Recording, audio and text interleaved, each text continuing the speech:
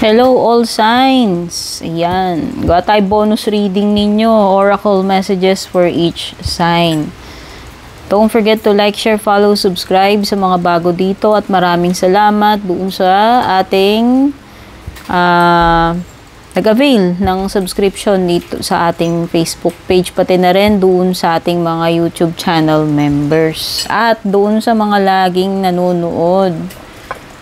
Sumusuporta dito sa ating page or channel. Simulan tayo kay Aries.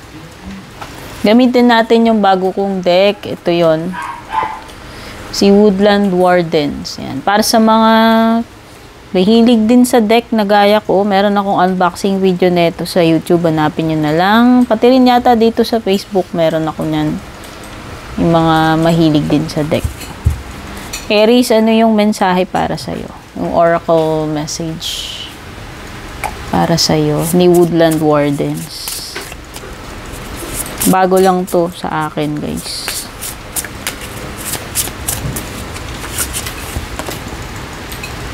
Innocence.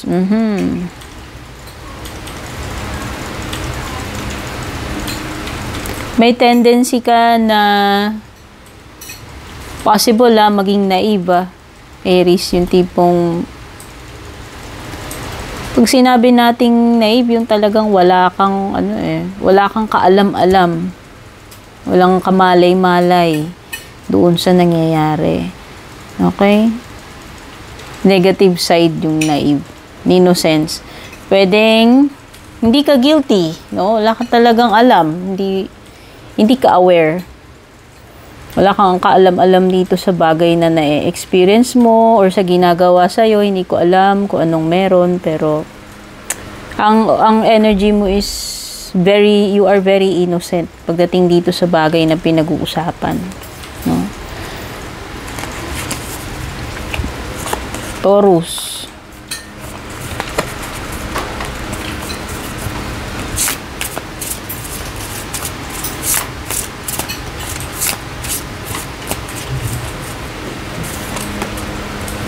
Starting over. Oy, magsisimula ka uli ngayong araw na to.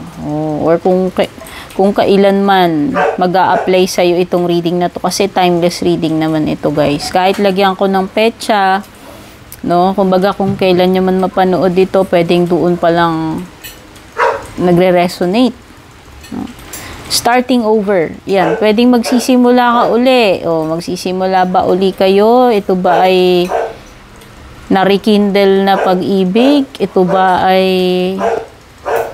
connection na nagkaroon uli ng continuation? Meron bang something na nag-end and magsisimula ka uli? Is it a job? Or kung ano man, panibagong pagkakataon sa'yo, ibig sabihin, nabibigyan ka uli ng chance? Yan. Gemini. Natin si Gemini. Oracle message for you ni Woodland Wardens. Excuse me sa asong maingay. Adaptability. Ayan. Ikaw ay magiging flexible yung araw na to, Gemini. Or sa mga susunod. Kung ano man yung mga darating sa'yo, ibig sabihin, magiging handa ka, makakapag-adjust ka. Ito ay period ng pagiging flexible at pag-a-adjust, no? Yan, ito yung mga siguro may mga changes, kaya siguro kailangan ikaw ay adaptable, no? Flexible, ayan. Pwedeng may mga pagbabago. Cancer. Ano yung oracle message ni Woodland Wardens para sa iyo? Ito. Si Woodland Wardens.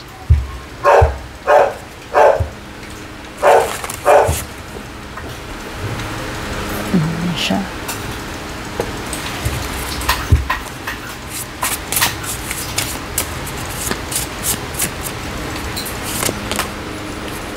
Safety, ayan. So, isipin mo, yung safety mo muna, Cancer, bago kung ano man. Laging isaalang-alang yung iyong safety or safety ng loved ones mo. Safety mo or at loved ones mo, no? Kumbaga, secure mo muna kung ano man itong mga dapat mong secure. Ingatan. Oh. Okay, so mag-ingat. Pwedeng may danger na paparating, kaya sinasabi na isaalang-alang mo yung safety. This is pagiging prepared, aware, cautious, no? Leo.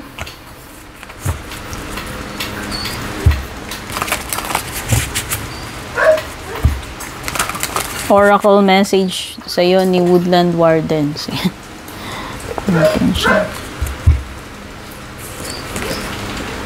Wow! Ang ganda naman nakuha ni Leo. Wasahin mo, Leo. This is the duck and chrysanthemum. The duck and chrysanthemum. Kaya kung gusto mong basahin natin yung full message, since bago kasi sa akin tong deck, para pwedeng marinig mo yung kabuuan ng magandang mensahe niyan. This is a new deck, kaya hindi ko naman mini-memorize lahat sa book, guys. Yan, no, the duck and chrysanthemum. Masahin natin. The phrase lucky duck isn't just a light-hearted rhyme. Ducks can be symbols of good fortune. So, ayan, yung mga duck pala. O, pwede kayo maglagay sa bahay ninyo. Painting, figurines. No? So, ang mga duck pala ay nagsisimbolize ng good fortune. In ancient Egypt, ducks were associated with riches, especially gold. Wow! Hindi ko lang nalaman yun. Buti binasa ko. And frequently given as offerings to the gods. Likewise, chrysanthemums yung flower, ayan, yung flower na nakikita ninyo dyan. Likewise, chrysanthemums bursting forth with long and elegant petals signify abundance. So, hindi lang swerte itong dala na to, itong card mo. It's also about abundance na paparating sa iyo. Ayan, elegant petals signify abundance. Luck can be a fickle and mysterious force, but it is also, as Roman philosopher Seneca once mused, what happens when preparation meets opportunity.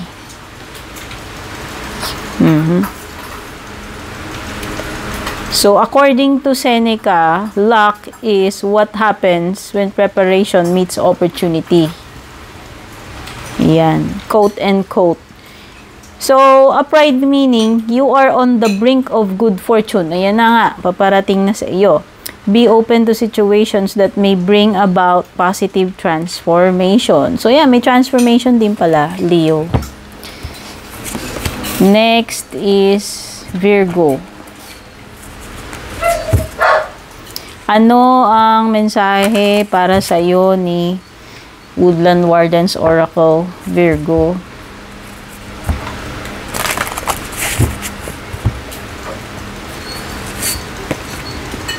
Anticipation, no? Meron ka bang inaabang-abangan, ine-expect? Eto, tignan natin. The Quail and Gooseberry. So, basahin natin yung meaning sa'yo, bago kasi ito, guys. At hindi ko naman mini-memorize ang book para lang ma-share ko rin sa inyo. Ano ba yung actual na meaning? Actual na meaning nitong ano. Number 51 card. Wait lang, ah. Hirap kasing mag-search dito sa guidebook ni ano eh. Hindi siya madaling hanapin. Ayan. Ayan siya. So, yung plant or plant associated, animal associated, makikita ninyo sa image. Ito yung ibon, si quail, tapos gooseberry yan, yung mga nakapaligid sa kanya. According to the guidebook, fresh gooseberries are tempting treat. But pick them without care and you might hurt yourself. Gooseberry bushes are loaded with Thorns. Okay. Hindi ko alam. Baka wala tayo sa Pilipinas netong gooseberry. Sabi dito, bushes are loaded with thorns meant to protect the delicate fruit within. Similarly, the quail anticipates danger by hiding among low-growing vegetation. From its obscured perch, it keeps careful watch, monitoring for predators. So, mukhang kinikwento dito na anticipate based dito sa guidebook is danger. Pero pwede rin namang ibang bagay. No? Huwag na lang nating ilimit na danger yung paparating sa iyo. Kasi pwedeng may iba kang ina-anticipate. So, ibig sabihin, ina-anticipate mo, pwedeng alam mo na. No? Ina-expect mo na anytime, pwedeng paparating yun or yun yung next na nangyayari. So, anticipation. Kung ano man itong hinihintay mo na posibleng darating. The event or outcome you've anticipated is about to occur. Ayan na, mangyayari na nga.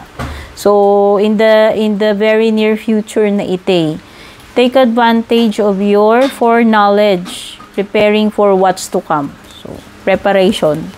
Since na-anticipate mo, diba? Ini-expect mo na. So, dapat handa ka anytime, Virgo. Libra,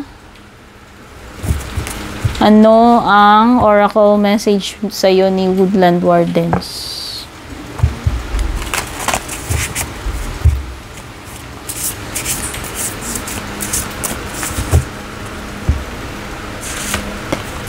Healing. The deer and oat. Ito yung animal associated and yung plant associated. Ayan yung card, yung image niya. So, tingnan natin ano yung full meaning nito. Bago ito, para marinig nyo rin ano yung original meaning according to the book.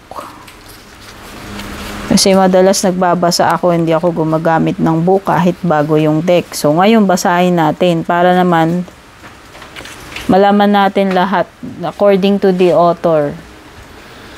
Healing. The shy and gentle fallow deer is known for its white spots and the broad velvety antlers it sheds and regrows each year. Similarly, oats are symbols of restorative nutrition. Even in talaga, hindi ko alam na ganun yung oats. O ayan, may natutunan na naman ako. Even in poor soil, oats can flourish, providing hearty sustenance. So, hindi pala masela ng ang oats. Hindi ko alam kung may ganyan tayong pananim dito sa Pilipinas, no? Upright meaning, rest and recharge. Kasi healing card dito eh. Kailangan mo daw mag-recharge, mag-recover. Moderation and mindfulness are the key as you recover from trauma or a period of intense exertion. So, whether galing ka sa intense na activity, pagkapagod, or if you've experienced trauma, Libra, ang kailangan mo is makarecover, makabawi, magpagaling, magpahinga. Okay? Next is Scorpio. Ano yung mensahe para sa iyo ni Woodland Wardens? Or oracle message for you ni Woodland Wardens. Yung bago kong deck. Chichikahan ka. You have napaka-cute the porcupine and anemone. Hindi ko alam kung may porcupine sa Pilipinas. Para sa mga mahilig sa animals dito, paki-explain.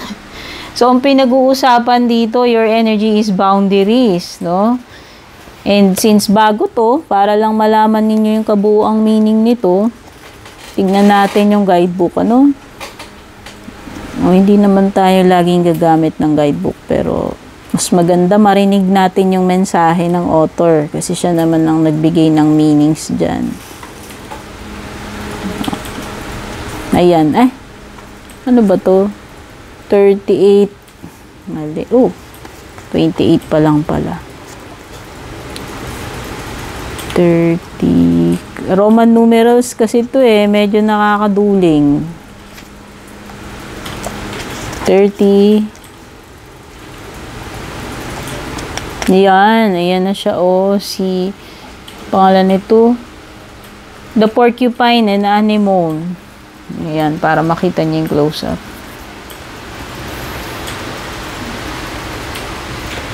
The porcupine with its impressive quills is a well-known porcupine, yung animal na may mga parang spike sa likod. Tama ba? Hindi ko alam. Hindi ako expert sa mga animals. Porcupine with its impressive quills is a well-known symbol of self-defense. Oo, tama.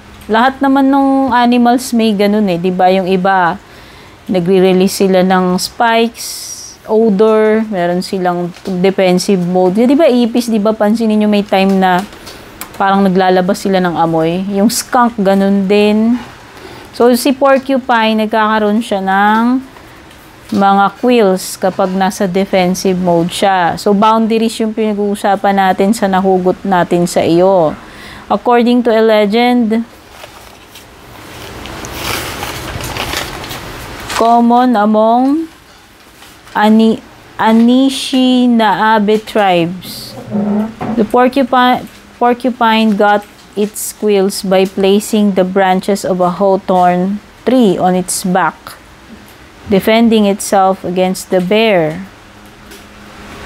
So may mga kwento-kwento rito. Nanabozo, the trickster spirit in Ojibwe myth, saw the porcupine's cleverness and fashioned it a coat of quills to wear from then on.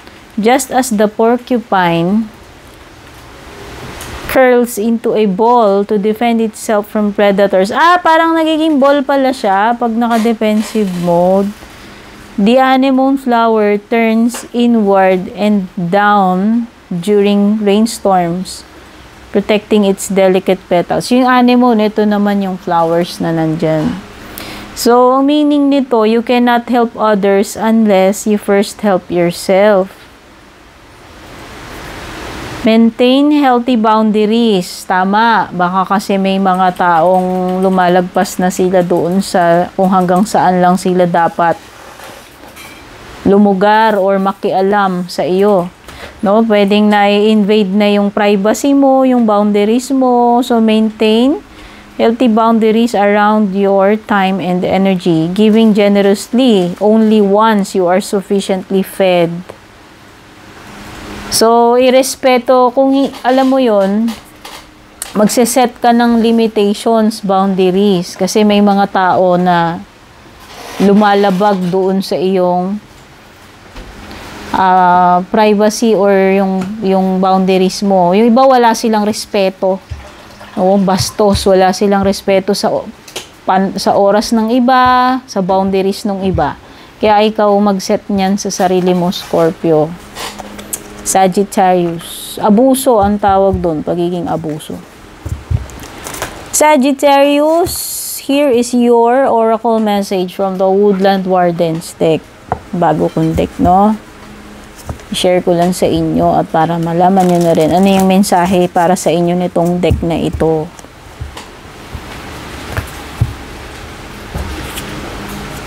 You have the coyote and the tura. This is the tura flower. Ayan, hindi ko alam. Meron ba tayo niyan? Hindi ko alam. Deceit. Nako, ba't si Fox laging associated sa deceit, no? Yung mga cards laging ganyan. Bignan natin yung meaning niyan according to the author Jessica Roux. French yung ano nito, author. 37. Ano kasi ito Roman numerals. Yung kanyang ano.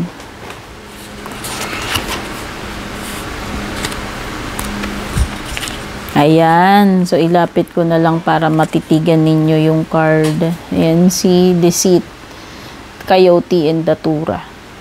In the Victorian language of flowers, Datura warns of deceitful charms. It's a beautiful flower, but extremely poisonous, and said to be an ingredient in the salve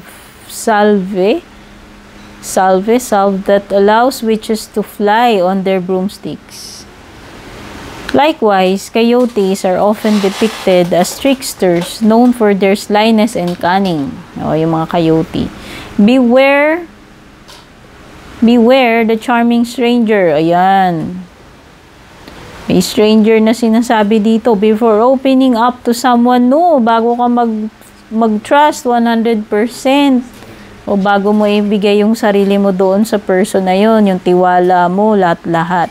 Consider what they may have to gain from your trust. So, maging ano ka lang, maging cautious and mag-iingat ka sa mga tao, specifically sa tao na hindi mo pa ganun katagal kakilala. Kasi pwedeng may panloloko na gawin sa iyo. Ayan o, deceit. Pwede kang maisahan, mautakan dyan. Sagittarius. Next, si Capricorn. Alamin natin, oracle message para sa iyo ni Woodland Wardens. Itong bagong deck natin. Share natin sa inyo ano yung mga mensahe ng deck na yan para sa inyo.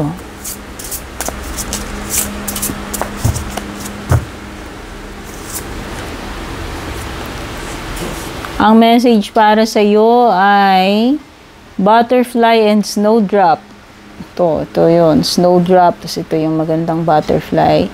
Hope. Pag-asa. Bibigyan ka ng panibagong pag-asa, Capricorn. Pwedeng ito ay panibagong tsansa sa buhay. Panibagong opportunity. Mabubuhayan ka ng loob. Or dudugtungan yung dudugtungan dito yung,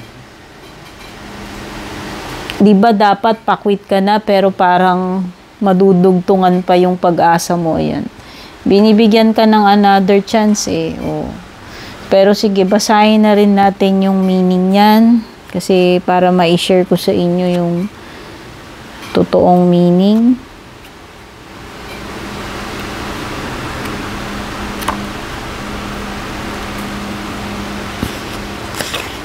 Ano to? Roman numeral 46.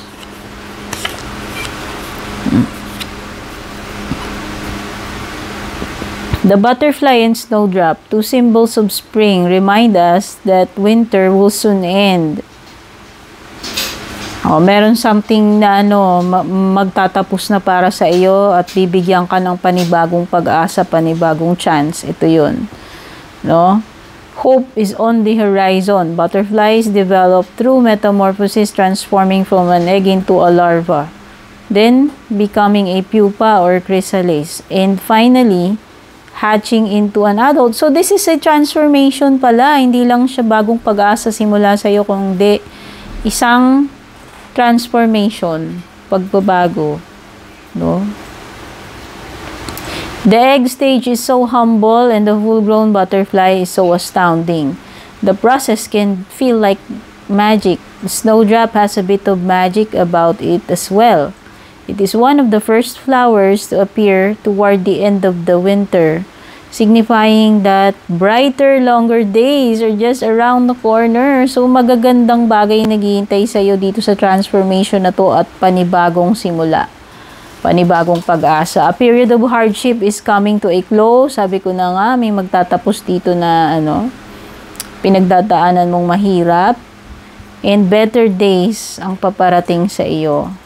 Take heart in signs of the coming to. Ganda ng message para sa iyo, Capricorn.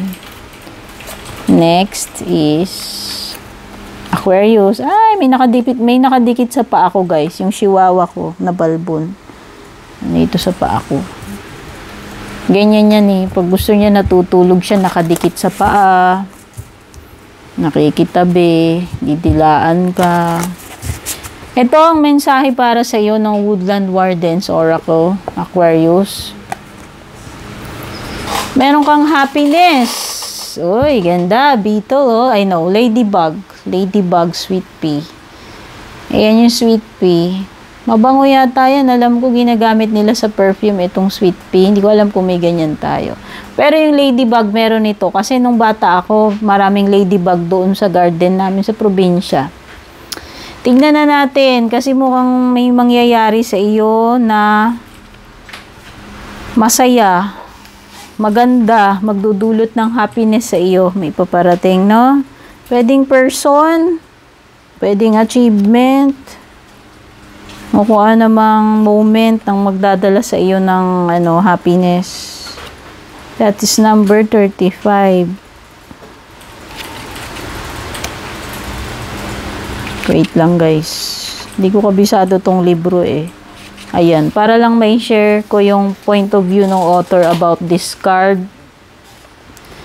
According to the author, which is Jessica Rocks, French kasi hindi ko alam basahin to. Happiness.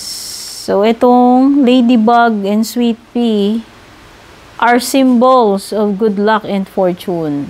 Oh, di ba? Ladybugs are wonderful insects known to keep garden pests. Oo, totoo yun. Nabasa ko rin yun na yung mga ladybug. Sila yung mga good insects sa garden.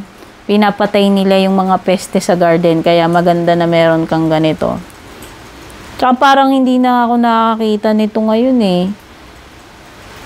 Ayan, no, ladybugs are wonderful insects known to keep garden pests like aphids at bay.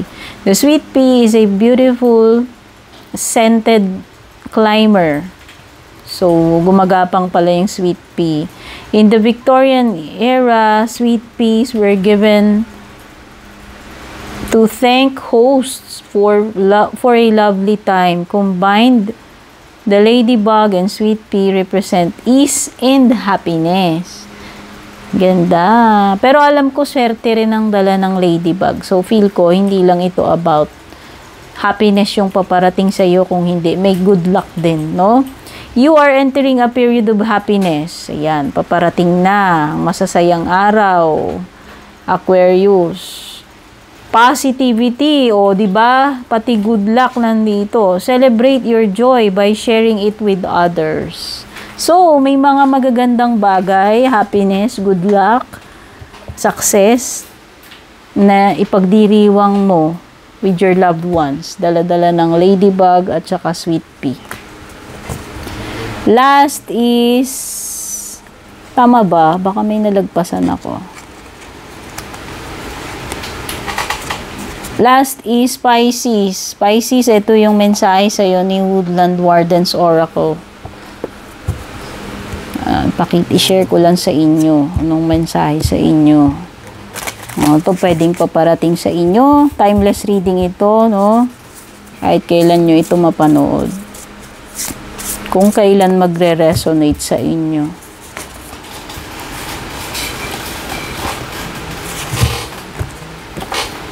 Badger. How cute. Card number 32. The Badger and Ginkgo. Healing wounds. Oh, anong klaseng wound ba ito? Wound ba sa puso? May pinagdaanan ka bang something painful, tragedy? Or nasugat ka ba, literal, Pisces? Yan, dumaan ka ba sa isang injury? Tignan natin. Pero kailangan mong magpagaling. This is a time ng recovery. Badger and Ginkgo, number 32. This is a period of recuperation. Ibig sabihin, kailangan mong magpagaling ng iyong mga sugat. Kaloka naman. O, basahin natin point of view ng author. Ayan yung pangalan ng author. Kung kaya niyong basahin, kung marunong kayong French, si Jessica. Para sa akin, Jessica Rowe. Hindi ko alam kung tama yun. Ayan, basahin natin yung point of view ni author. Ginkgo is a sacred and ancient tree. Fossil records show the tree first arose in the Jurassic period. Uy, gano'n na pala kaluma. Ayan yung ginkgo. Yung pinapakitang halaman dyan. So, puno siya. Oh, from Jurassic period, millions of years ago, native to Asia. Oh, sa Asia. Oh, di ba parang parang nauso yung mga inumin na may ginkgo biloba. Ewan ko, alam nyo ba yun? Minsan sa kape nilalagay. Parang kainom na ako ng ganun dati. Yung usually mga slimming na kape. So, this is a symbol of peace and hope in China daw, yung ginkgo plant or tree, and can be seen in temples and gardens in Japan. The badger, in contrast, is known to be a hot-headed. Aggressive pala to. Yung, totoo ba yun? Baka naman mo yun. Energy mo yun, Pisces. Si badger daw ay, aggressive. Madaling uminit ang ulo due to its speed and tendency to roam at night. So, ano pala to? Panggabi, si badger. The badger is often cast as a sinister shapeshifter in European and Asian folklore, tempered by ginkgo. The badger invites us to reflect on the harm we may have caused and seek to heal old wounds. So this talks about whether ikaw man yung nakasakit sa iba, or ikaw yung nasaktan dito, Pisces, ito. Pwedeng pagkakapatawaran, healing wounds Ayusin yung dapat ayusin, patawarin yung dapat patawarin, humingi ng sorry yung dapat humingi ng sorry, no? Kung ano mang mga old wounds meron ka, Pisces, ano man yung mga dinaramdam mo, pwedeng nung kopong-kopong pa yan, mga sama ng loob, kung ano-ano, etc. Okay? Your actions have hurt someone. Apologize and take steps to right your wrong. This is a time na maituwid mo yung mga pagkakamali mo kung meron ka mang na-offend, nasaktan, or vice versa kung ikaw man yung na ganun. No? Setting the stage for healing. Consider what your own wounds have led you to inflict pain on others. Kasi, minsan, pag merong mga taong nakasakit sa atin, may tendency din na tayo, hindi man tayo aware. Pwedeng yung mga pain na yun na ipoproject din natin sa iba, or nagkukos din tayo ng ganon na makasakit din tayo ng iba. Basta itong badger, kung ano mang old wounds meron ka, sabi ko nga, mga sentiments, galit, sama ng loob, etc., awayan, ito yung dapat na magkaroon ng healing. So, whether ikaw yung ginawa ng ganun, or ikaw yung nakagawa ng ganun, whether ikaw yung dapat mag-sorry, or ikaw dapat yung maka-accept, maka-receive ng sorry.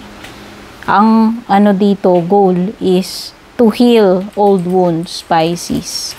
Take care and God bless.